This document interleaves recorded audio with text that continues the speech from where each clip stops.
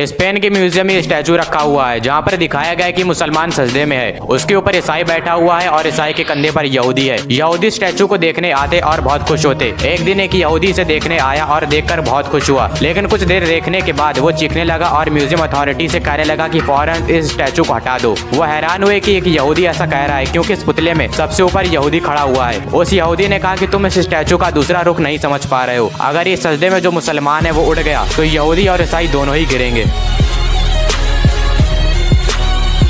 Spain के museum में statue रखा हुआ है जहाँ पर दिखाया गया है कि मुसलमान सजदे में है। उसके ऊपर ईसाई बैठा हुआ है और ईसाई के कंधे पर यहूदी है। यहूदी स्टैचू को देखने आते और बहुत खुश होते। एक दिन एक यहूदी इसे देखने आया और देखकर बहुत खुश हुआ, लेकिन कुछ देर देखने के बाद वो चीखने लगा और म्यूजियम अथॉरिटी से कहने लगा कि फौरन इस स्टैचू को हटा दो। वो हैरान हुए कि एक यहूदी ऐसा कह रहा है क्योंकि इस पुतले में सबसे ऊपर यहूदी खड़ा हुआ है। उस यहूदी ने कहा कि तुम इस स्टैचू का दूसरा रुख नहीं समझ पा रहे हो। अगर